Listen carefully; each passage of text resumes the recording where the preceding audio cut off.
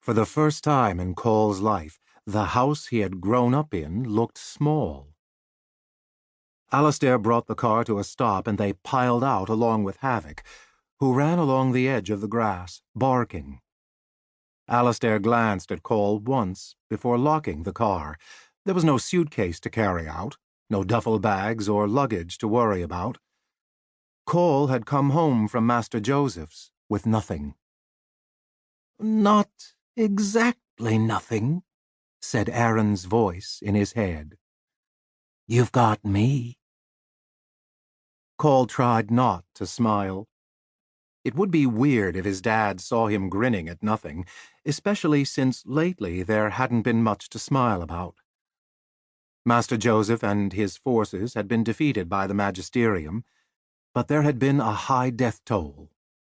Cole's best friend, Aaron, had been raised from the dead, only to die again. As far as anyone knew.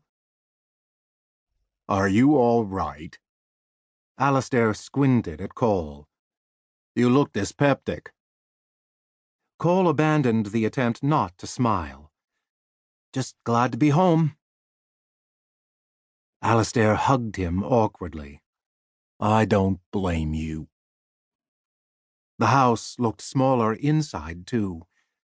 Cole went into his bedroom, Havoc panting at his heels. It was still weird to see Havoc with regular green wolf eyes instead of the coruscating eyes of the chaos-ridden.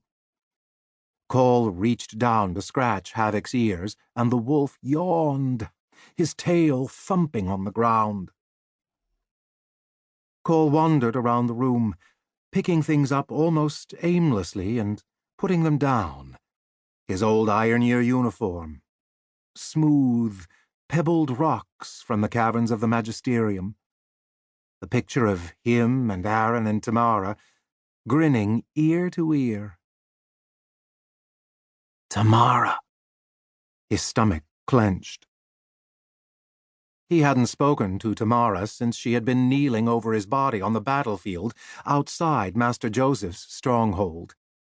In that moment, it had seemed possible that she cared about him the way he wanted her to, but the silence that followed let him know where he stood.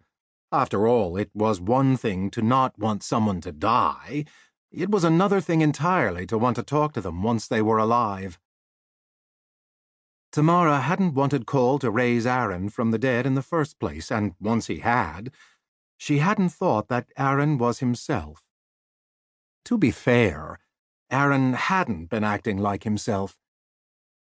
It turned out that bringing a soul back into a slightly rotted body did weird things to it.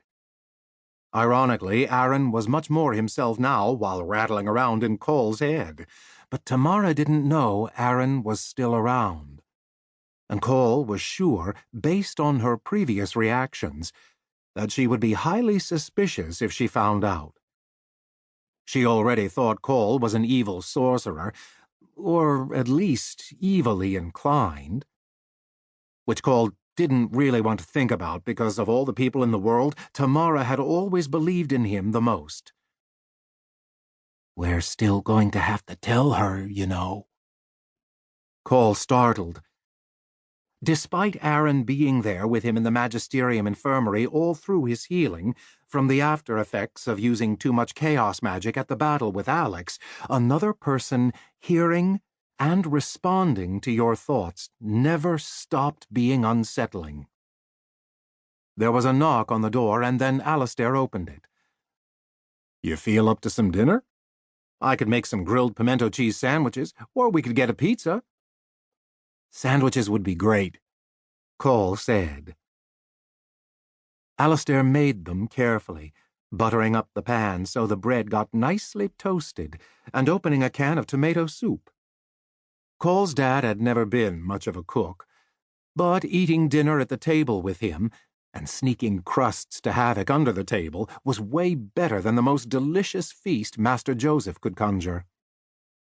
"So," Alistair started, once he'd sat down and they'd both started eating. The tomato soup was salty sweet, just right, and the pimento cheese perfectly spicy. "We need to talk about the future." Cole looked up from his soup, puzzled. "Future?"